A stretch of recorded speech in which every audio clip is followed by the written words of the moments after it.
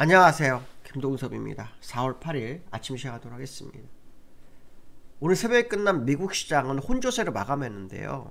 장중 롤러코스터가 장난이 아니었습니다. 나스닥이 저점 대비 고점까지 10% 넘게 움직였죠. 10% 넘게 움직였습니다. 그리고 지난주 금요일날 미국 시장이 폭락을 해가지고 어제 아시아 시장 초토화됐습니다. 니케이 7.8%, 대만 9.7%, 항생 13.2%, 상해 7.3%, 심천이 9.6%. 우리나라가 그나마 선방했죠. 근데 어저께 그 하락의 이유는 아실 거예요. 중국이 보복 관세를 매기죠. 미국이 34% 매긴 거에 대해서 똑같이 34% 매겨서 똑같이 가고 있는 거죠. 그러니까 미국이 지금 생각하는 거 그거잖아요. 트럼프는 자기가 관세를 매기면 다른 나라를 미국 향해 관세를 못 매길 거기 때문에 금의 무역 적자를 해소할 거다 이렇게 생각하는데 이건 완전 착각인 거죠. 그게 말이 됩니까?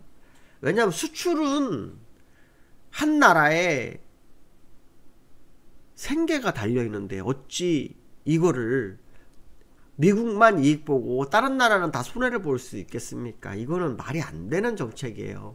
트럼프가 지금 굉장히 착각을 했습니다. 실제로 저는 불확실성 해소로 해서 주가가 끌어올릴 줄 알았는데 중국이 때려버릴 줄 몰랐던 거죠. 거기도 중국이 계속 그렇게 따라올 줄 생각 안 한 겁니다. 그래서 트럼프가 뭐라 그러냐면 34% 철회 안 하면 우리는 50% 더 해가지고 총 104%까지 갈 거야 이렇게 얘기합니다. 그럼 중국이 가만히 있겠습니까? 똑같이 104% 갑니다. 중국은 무서울 게 없어요. 인구도 많기 때문에 내수로 가도 중국은 버팁니다. 그러니까 이게 지금 문제라는 거죠. 그래서 지금 엊그저께 뭐라 그러냐 일론 머스크가 중국은 겨냥하는 건 상관없는데 유로존은 무관세로 가자 이런 얘기도 하지 않습니까? 그러니까 왜냐면은 다 적을 만들어 놨잖아요. 다 적을. 근데 이제 문제는 뭐냐면 중국에는 애플이 생산기지예요. 거기가 애플이. 이 애플의 핵심 생산기지가 중국인데 이렇게 커져버리면 애플의 그 아이폰은 300만원이 넘을 거라는 얘기가 나오고 있죠. 300만원이 미국 내에서. 애플이 생산기지가 3군데가 더 있어요. 인도, 베트남, 태국. 여기도 답이 없는 상황이 됐죠. 베트남 49%인가 맞았잖아요. 그러면 애플 죽으라는 얘기밖에 안 되는 거예요. 애플 죽으라는 거. 그리고 실제로 미국 시장에서 4월 동안 날아간 시가총액이 1.6경, 그러니까 1경 6천조가 날아갔어요. 없어졌어요. 근데 트럼프는 수수 잘 끝났고 우리는 계속 갈 거다 이런 말도 안 되는 얘기를 지금 하고 있는 상태죠. 근데 실제로 그 미국 시장의 경기 침체 가능성이 점점 커지고 있고요. 근데 어저께 그럼 왜 이렇게 변동성이 컸느냐? 나스닥이 저점에서 고점 되니까 10%를 움직였는데 큰 이유는 백악관의 경제고문인 케이빈 하셋이라는 사람이 뭐라 그러냐면 트럼프 대통령이 중국을 제외한 모든 국가에 대한 관세를 90일 유예할 거다. 그러니까 유예를 고려하고 있다라는 발언이 툭 튀어나온 거예요. 인터뷰에서. 물론 백악관은 가짜뉴스라고 얘기를 했습니다. 그래서 저는 이거 가능하다고 보고 있어요.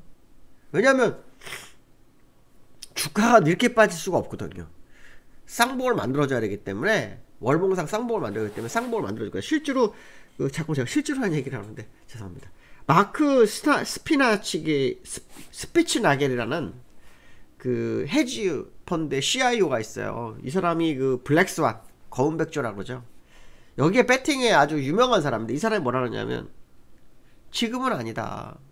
블랙스완이 오면 80%가 폭락할 건데 지금은 그때가 아니다 얘기를 하거든요. 물론 사람마다 보는 관점이 다른데 저도 지금은 아니라고 보거든요. 저는 8개월에서 12개월 정도 시간이 필요할 거라고 얘기했죠. 짧으면 6개월. 근데 아직 그 시간이 안 됐어요. 작년 얘기하고서 아직 시간이 안 됐어요. 그러면은 아직 시간상으로 봤을 때 시간이 있다 판단한다면 다시 고점을 향해서 가야 되는 거 아니냐 그런 해석도 좀 하고 있는 상황이고요. 나스닥이 3, 4일 동안 어마어마하게 빠졌어요. 22% 빠졌습니다. 22%. 약세장 진입이거든요. 근데 저는 이걸 믿지 않습니다. 물론 제가 틀릴 수 있는데 제가 고점 잡기로 과거에 굉장히 유명했는데 지금은 사실은 1, 2, 3 우상향 1, 2, 3는 미국에 있다고 제가 얘기를 했어요. 그래서 얘는 분산을 할 거기 때문에 1년. 그런데 우상향 1, 2, 3 때리고 그냥 죽어버려가지고 저도 지금 굉장히 난감하거든요. 죄송합니다. 이제 이건 뭐 할 말이 없어요. 저도 뭐 이렇게 상황이. 저는 사실 골디언한테 무슨 얘기를 했냐면 미국이 올라가고 우리나라도 막 올라가서 4월 2일쯤 우리가 고점이 나올 거다 이런 얘기를 한번 했었어요. 근데 우리나라 4월 2일날 고점이 아니라 어설프게 하고 끝나버렸잖아요. 그래서 좀 아니다 생각했는데 그냥 같이 폭락을 해가지고 저도 괜히 당황스러운데 저는 기술적으로 그렇게 보지 않거든요. 지금 그렇게 보지 않고 있습니다. 엔비디아도 장중에 $100 이상 무너지는 뭐 그런 흐름이 지금 계속 나오고 있다 이렇게 보시면 되는데요. 기술적으로 한번 접근해 볼게요. 내일쯤 제가 공개 방송을 생각하고 있습니다. 내일쯤. 지금 보시면 월봉인데요. 요거는 제가 많이 보였잖아요. 1, 2, 3 그렇기 때문에 분산 시작된 거다. 아마 그거 말을 할 거예요. 전 너무 안타까운 게 여기서 하방을 왜 그냥 못 지른 게 아깝긴 한데 저는 이렇게 안 보거든요. 요거가 지금 요거라고 보는 거예요. 요 정도. 요 정도도 안 나올 거라고 생각했어요. 야, 요 정도 나올까? 그리고 다시 이렇게 올라가서 이렇게 내려와야 될 거다. 왜냐면 1, 2, 3 1, 2, 3 이렇게 가야 되는 거거든요. 이게 물론 뭐 이게 100% 맞지는 않아요. 근데 과거 사례를 보면 수평으로 1, 2, 3 1, 2, 3가 나와야 정상이거든요. 근데 지금은 첫 번째에서 그냥 무너진 거잖아요. 그럼 이제 다시 한번 올라가서 이렇게 그러니까 쌍봉이 나와야 될 거다. 저는 그런 생각을 굉장히 많이 하고 있고요. 나스닥도 마찬가지거든요. 1, 2, 3는 맞았거든요. 그래서 제가 분산은 시작됐습니다. 그렇지만 우리나라가 전혀 올라오지 않았고 목표치 갑니다. 왜냐면 전 세계는 항상 과거 사례를 보면 전 세계장은 다 똑같은 위치에서 출발하거든요. 다른 위치에서 출발한 적이 없어요. 물론 이번에 작년에 우리나라가 정말 안 좋았죠. 악재가 너무 많았고 그나마 호재로 막 주가 끌어올리려고 할 때마다 뭐 계엄 터지고 탄핵 터지고 뭐 계속 이 모양이잖아요. 그래도 저는 그게 결국은 이격 벌리기를 거라고 보고 있고 결국 올라가서 고점이 같아질 거라는 생각을 하고 있거든요. 그래서 저는 지금도 그 마음이 똑같아요. 근데 아까 말씀 마크 스피니츠 나겔이라는 사람도 기술적 분석을 얘기 안 했지만 지금은 아니다. 그 사람 뭐라 하냐면 블랙스완이 오게 되면 80% 폭락할 거다. 80%. 근데 지금은 그 자리 아니에요. 저는 제가 아는 기술적 분석사로 이렇게 죽지는 않거든요. 여기도 보십시오. 외봉으로 이렇게 뭐 어설프게 쓰리봉만이니까 외봉으로 죽었다 다시 살려냈잖아요. 물론 시간이 걸렸어요. 이렇게 걸리지는 않을 거라고 봅니다. 왜냐하면 저 파동으로 봤을 때 그렇게 안 보거든요.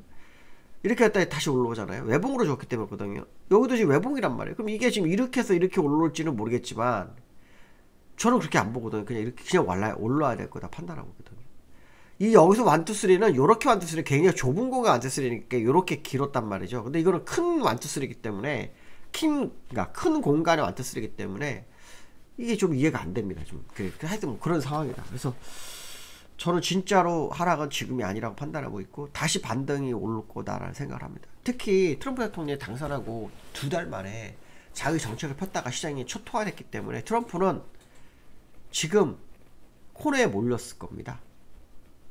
근데 트럼프를 지지했던 에크먼이라는 사람도 그렇고 테슬라도 그렇고요.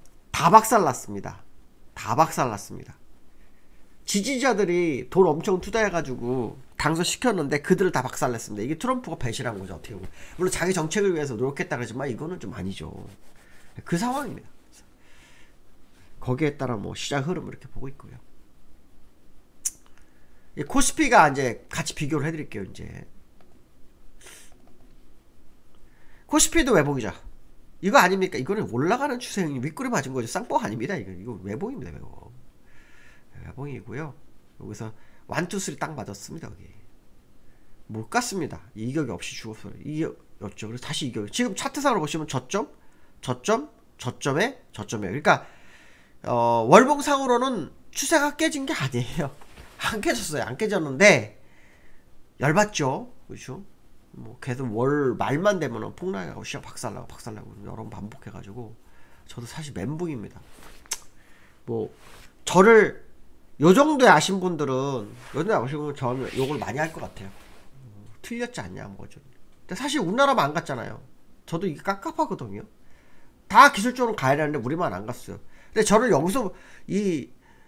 여기서부터 보신 분들은 이해할 거예요. 왜냐면 제가 이거 맞췄고 이거 맞췄고 이거 맞췄거든요. 그죠? 그리고 지금 여기서 틀렸거든요. 여기서 틀렸어요. 여기서 지금 2년대 개고생입니다. 이군이. 죄송합니다만. 왜냐면 큰 파동이 없잖아요. 그렇죠? 갔다 주었다 갔다 물론 이게 뭐 종목 그 레버리지나 곧보스로 보면 커요. 20-30% 정도 됩니다. 20-30%씩 막 벌어지는데 실제로는 저는 이런 걸 먹으러 가거든요. 이런 거 아마 저를 한 10년 이상 보시면 아실 거예요. 이런 거 먹고 이거 먹고 이거 먹고 여기서도 제가 한 6-7년 동안 2540 간다고 계속 부러져가지고 제가 개고생을 했었는데 결국 갔죠. 여기서 제가 한번 실패를 했어요. 여기까지 잘 갔는데 여기서 실패를 해요. 더 가가지고. 근데 제가 3260, 3300에서 고점을 알았고 여기까지 내려왔죠. 그런데 계속 이겁니다. 그러니까 여기서부터 보신 분들은 저한테 스트레스 엄청 많이 받을 거예요. 저도 스트레스 많이 받으니까. 근데 이거는 솔직히 말하면 별로 없어요. 저는 이거는 먹으러 가는 거거든요. 이거. 여기서 제가 요거 한번 실수했지만 요건 다시 이걸 맞춰드렸거든요. 제가. 여기서 매수 때려놓고 지금까지 하나도 못 먹는 거예요. 그냥 제자리. 근데 여기서 제가 실수했던 건 파동을 이렇게 먹으려다가 좀 실패를 했는데 어쨌든 지금 아무것도 없어요. 관계 없는 거예요. 이 파동을 다 보신 분들은 저를 보신 분이 있을 거야. 아마 있을 겁니다. 그런 분들은 뭐 혹시 이거 올리면 그 엄지척 한번 올려줘 보세요. 얼마나 돼요? 몇 분이나 남아 계신가 보게. 그거로 보면 지금 제가 여기 당황스러운 상황인데 갑자기 뭐 이상한 얘기가 됐는데 어쨌든 여기서 우리나라가 저는 쌍봉을 가야 한다고 보고 있고 그게 미국과 맞아야 되는데 미국이 안 맞았기 때문에 우리는 죽지 못할 거라는 생각을 했거든요. 그래서 사실은 미국과 우리나라하고 약간 다른 방향이 좀 있었어요. 한동안 미국 흔들릴 때 우리는 계속 올라갔단 말이에요. 그러다가 이번에 빠졌거든요. 근데 이제 주봉상으로 보시면 두 개가 개파락 들어있잖아요. 이런 경우는 없어요. 이런 경우는 없어요. 그래서 어저께 제가 그 회원들한테도 그 다우 차트에서 뭐라 그랬냐면 1번 보시면 여기는 깨질 수 없다. 그렇기 때문에 어저께 점심 때 공개 방송 안 했습니다. 왜냐하면 개파락이 떨어졌는데 이해가 안 되거든요. 상식적으로 이해가 안 돼가지고 이게 가능한가라는 어떤 그런 생각을 제가 해가지고 제가 너무 멘붕이 와가지고 기술적으로 안 맞으니까요. 멘붕 와가지고 어저께 공개 방송 안 했었거든요. 점심 때. 코스피도 마찬가지거든요. 제가 어저께 그려줬어요. 기술적으로 이렇게 그렸어요. 이제 여기서 조금만 잔파동에서 깨지지 말아야 되는 이격이 막 깨지니까 큰 파동으로 재봤더니 어저께 딱 여기 저점이었거든요. 그래서 시간론적으로 33, 65 뭐 이렇게 해서 저점이었는데 한번 뭐 요건 나중에 제가 공개 방송 때 뭐 자세히 설명해드리겠지만 어쨌든 그렇습니다. 그래서 요 파동으로 보면 뭐 틀렸고 어쩌고 그랬지만 월봉으로 보면 아무것도 아니거든요. 월봉으로 보면 뭐 그냥 옆으로 긴 거에 불과한 거예요. 저는 이걸 먹으러 가고 이때까지 이거 먹고 2085.42 고점 얘기했고 여기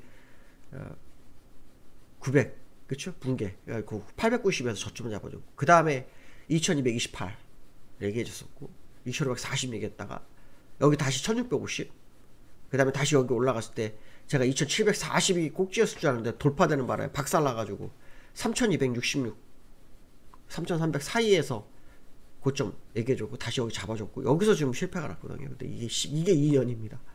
저도 사실 좀 계속 괴로운데 어쨌든 그래도 저는 제가 아는 기술적 분석 일목균형표상으로는 분명히 3300이 보인다. 거기 가거나 슈팅이 들어갈 수도 있는데 슈팅이 들어가든가 둘 중에 하나일 건데 일단은 저는 거기까지 보고 있습니다. 그래서 여전히 뭐 방향에 대해서는 바뀌지 않았는데 기분은 나쁘죠. 지금 이 상황이.